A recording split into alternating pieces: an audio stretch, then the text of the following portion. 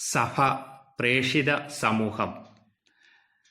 പാഠം 11. പ്രേഷിതത്വം കുടുംബ ജീവിതത്തിലൂടെ. കുടുംബ പ്രേഷിതത്വത്തെക്കുറിച്ച് ചിന്തിക്കുകയാണ് നാം ഈ ആഴ്ച.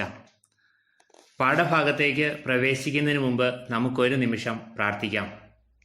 ക്രിസ്തുമസിന് ഒരുങ്ങുന്ന വേളയിൽ ഞങ്ങളുടെ കുടുംബത്തിലേക്ക്, ഞങ്ങളുടെ ഹൃദയത്തിലേക്ക് ഉണ്ണി ഈശോയുടെ സന്ദേശവും ചൈതന്യവും കടന്നു വരണമേ.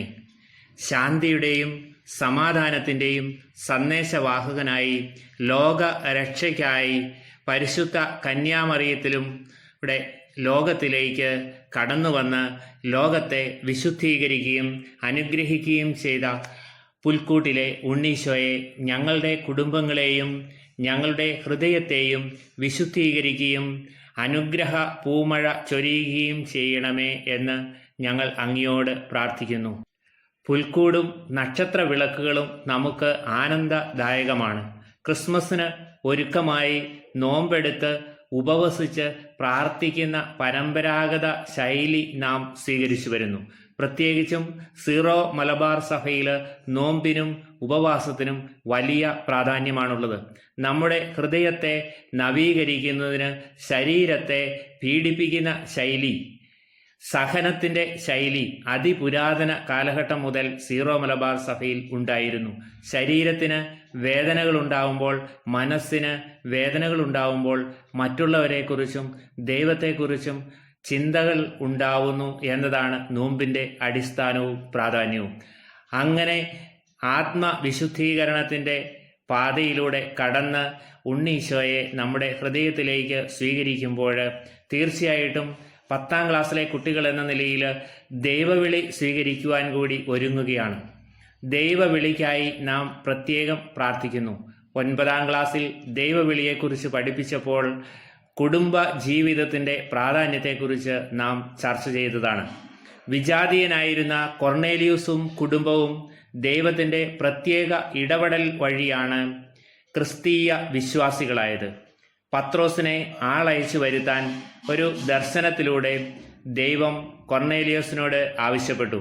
അതേസമയം തന്നെ കൊർണേലിയോസ് അയക്കുന്ന ആളുകളോടൊപ്പം പോകാൻ മറ്റൊരു ദർശനത്തിലൂടെ ദൈവം പത്രോസിനോടും പറഞ്ഞു. അങ്ങനെ കൊർണേലിയോസിൻ്റെ ഭവനത്തിലെത്തി വചനം പ്രഘോഷിച്ച പത്രോസിൽ നിന്നും കൊർണേലിയോസും കുടുംബവും മാത്രമല്ല, അവിടെ കൂടിയിരുന്ന അനേകം ആളുകളും വിശ്വാസം സ്വീകരിക്കുകയും മാമോദിസ സ്വീകരിക്കുകയും ചെയ്തുവെന്ന് അപ്പസ്തോല പ്രവർത്തനങ്ങളിൽ നാം കാണുന്നു. വിശ്വസിച്ചവർ കുടുംബസമേതം വിശ്വസിക്കുകയും ആ കുടുംബങ്ങളുടെ വിശ്വാസം കണ്ട് അനേകർ കത്തോലിക്ക സഭയിലേക്ക് വരികയും ചെയ്യുന്ന ഒരു പ്രത്യേകതയാണ് ആദിമ സമൂഹത്തിലും ഇന്നും നാം കണ്ടുവരുന്നത്. കുടുംബസമേതം മാമോദിസ സ്വീകരിച്ച് ഈശോയുടെ പ്രേഷിതരായി തീർന്ന അനേകം ആളുകൾ ആദിമസഭയിലുണ്ടായിരുന്നു. അപ്പസ്തോല പ്രവർത്തനം 16ാം അധ്യായത്തിൽ അതിനെക്കുറിച്ച് ഒരു വിവരണം നാം കേൾക്കുന്നു. ലിദിയായും കുടുംബവും അതിന് ഉദാഹരണമാണ്. അതുപോലെ തന്നെ സ്തേഫാനോസും കുടുംബത്തെക്കുറിച്ച് നാം കണ്ടു. അവർ വിശ്വാസം സ്വീകരിച്ചതിൻ്റെ ഫലമായിട്ട് സ്തേഫാനോസ് പ്രഥമ രക്തസാക്ഷിയായി മാറുന്നത് നാം മനസ്സിലാക്കിയിട്ടുണ്ട്. പ്രിസ്ക അക്വില ദമ്പതിമാർ ജീവൻ പോലും പണയപ്പെടുത്തി തൻ്റെ ജീവൻ സംരക്ഷിച്ചതിന് നന്ദി പറഞ്ഞുകൊണ്ടും അവരുടെ ഭവനത്തിൽ സമ്മേളിച്ചിരുന്ന സഭയ്ക്ക് അഭിവാദനം അർപ്പിച്ചുകൊണ്ടും വിശുദ്ധ പൗലോസ്ലീഹ കത്തെഴുതിയിട്ടുണ്ട്. റോമാക്കാർക്കുള്ള ലേഖനം 16ാം അധ്യായത്തിലൂടെ കടന്നു പോകുമ്പോഴാണ് ഈ സംഭവങ്ങൾ നമ്മുടെ മനസ്സിലേക്ക് വരിക. കുടുംബങ്ങളിലൂടെയുള്ള പ്രേഷിതത്വം ആദിമസഭയിൽ എത്രമാത്രം സജീവമായിരുന്നുവെന്ന് നാം ഈ വ്യക്തികളുടെ ജീവിതത്തെക്കുറിച്ച് മനസ്സിലാക്കുമ്പോൾ നമ്മൾ പങ്കുവയ്ക്കുന്നു, അറിയുന്നു. കുടുംബം ദൈവ സ്ഥാപിതമായ ഒരു സംവിധാനമാണ്. ഉൽപ്പത്തിയുടെ പുസ്തകത്തിൽ സൃഷ്ടിയുടെ വിവരണത്തെക്കുറിച്ച് നാം മനസ്സിലാക്കുമ്പോൾ ദൈവം വചനത്തിലൂടെ ലോകത്തെ സൃഷ്ടിച്ചു. ഓരോന്നും ഉണ്ടാകട്ടെ എന്ന് പറഞ്ഞാണ് സൃഷ്ടിച്ചത്. എന്നാൽ സൃഷ്ടിയുടെ മകുടമായ മനുഷ്യനെ സൃഷ്ടിച്ചപ്പോൾ ദൈവം പ്രവൃത്തിയിലൂടെ മനുഷ്യനെ സൃഷ്ടിക്കുന്നു. സൃഷ്ടിയുടെ മകുടം എന്ന നിലയിൽ കളിമണ്ണ് കുഴച്ച് ഒരു രൂപമുണ്ടാക്കി. ആ രൂപത്തിൻ്റെ നാസാരന്ധ്രങ്ങളിലേക്ക് അഥവാ മൂക്കിലേക്ക് ജീവശ്വാസം ഊതി. ജീവൻ എന്ന് പറഞ്ഞാൽ ആത്മാവ്. ആ ആത്മാവിനെ ലഭിച്ചപ്പോൾ മനുഷ്യന് ജീവനുണ്ടായി. ആത്മാവ് അഥവാ ജീവൻ, പ്രാണവായു നഷ്ടപ്പെടുമ്പോൾ നാം അയാളെ വിളിക്കുന്നത് ശവം അല്ലെങ്കിൽ ഡെഡ് ബോഡി എന്നൊക്കെ നാം വിളിക്കാറുണ്ട്. അപ്പോൾ നമ്മുടെ മനസ്സിലേക്ക് വരേണ്ടത് നമ്മുടെ ഉള്ളിലെ ചൈതന്യം, ജീവൻ എന്ന് പറയുന്നത് ആ നാസാരന്ധ്രങ്ങളിലൂടെ ഊതിയപ്പോൾ നമുക്ക് ലഭിച്ച ദൈവത്തിൻ്റെ അതേ ഛായയും സാദൃശ്യവും, ആ ദൈവിക ഛായ, ദൈവത്തിൻ്റെ ഭാവം, അതാണ് ജീവൻ. ആ ജീവനെ നൽകി. അങ്ങനെ ഉണ്ടാക്കിയ മനുഷ്യൻ്റെ അവസ്ഥ, അവൻ ഏകനായിരിക്കുന്നു എന്ന് കണ്ട് ദൈവം അവന് ഇണയെ നൽകി. അങ്ങനെയാണ് അവനിൽ നിന്നും ദൈവം അവൻ്റെ വാരിയല് എടുത്ത് ഹവ്വായെ സൃഷ്ടിച്ചു എന്ന് നമ്മൾ ഉൽപ്പത്തി പുസ്തകത്തിൽ കാണുക. അങ്ങനെ നമ്മൾ മനസ്സിലാക്കുമ്പോൾ കുടുംബം എന്ന സങ്കല്പം, ജീവിതം, കുടുംബജീവിതം ദൈവ സ്ഥാപിതമായിട്ടുള്ള ഒന്നാണ്. സ്നേഹം മൂലം മനുഷ്യനെ സൃഷ്ടിച്ച ദൈവം ആ സ്നേഹം പങ്കുവയ്ക്കുന്നതിനായി കുടുംബജീവിതത്തിലേക്ക് അവനെ വിളിക്കുന്നു. വിവാഹം വെറും മാനസികമായ ഒരു സ്ഥാപനമോ സംവിധാനമോ അല്ല, മറിച്ച് ദൈവത്തിൻ്റെ സൃഷ്ടികർമ്മത്തിലും രക്ഷാപദ്ധതിയിലും പങ്കുചേരുവാൻ അവിടുന്ന് രൂപം കൊടുത്ത സംവിധാനമാണ്. സ്ത്രീയും പുരുഷനും തമ്മിൽ ജീവിതകാലം മുഴുവൻ നീണ്ടു നിൽക്കുന്ന ദൃഢവും ബന്ധം ഉളവാക്കുന്ന വിവാഹബന്ധം എന്ന ഉടമ്പടി അതിൻ്റെ സ്വഭാവത്താൽ തന്നെ ദമ്പതികളുടെ നന്മയ്ക്കും മക്കൾക്ക് ജന്മം കൊടുത്ത് അവരെ ശരിയായി രൂപീകരിക്കുന്നതിനും വേണ്ടി ഉദ്ദേശിക്കപ്പെട്ടിട്ടുള്ളതാണ്.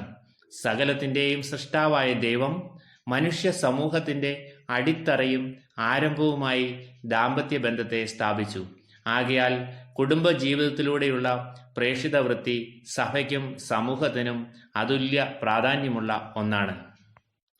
സഭ സ്വഭാവത്താലെ പ്രേഷിതയാണ്. സ്വഭാവത്താലെ പ്രേഷിതയായ സഭയുടെ അംഗങ്ങൾ എന്ന നിലയിൽ നാമും പ്രേഷിത പ്രവർത്തകരാണ്. പ്രേഷിത ആഭിമുഖ്യം വളർത്തുന്നത് ആദ്യമായി ലഭിക്കുന്നത് കുടുംബത്തിൽ നിന്നാണ്. കുടുംബം സമൂഹത്തിൻ്റെ പ്രതിച്ഛായയാണ്, സമൂഹത്തിലേക്കുള്ള വാതിലാണ്, വാതായനമാണ് എന്നെല്ലാം നാം മനസ്സിലാക്കിയിരിക്കുന്നു.